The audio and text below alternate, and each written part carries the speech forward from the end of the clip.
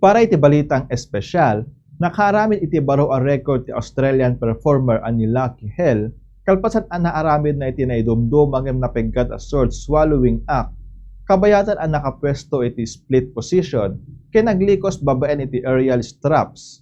Nagunod ni Lucky ti may isang minute ken 18.9 seconds para iti record nga longest duration sword swallowing in split position, rotating on aerial straps.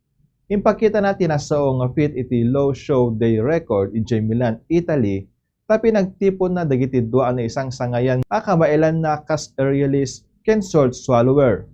Ti performance nagtalinaed ni Lucky iti may isang split position, kabayatan ang nakabitin ken agpuspusipos iti aerial straps, kagiddan iti panangaramid na iti sword swallowing.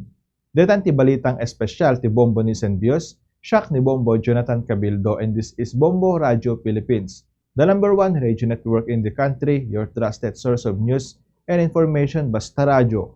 Bombo!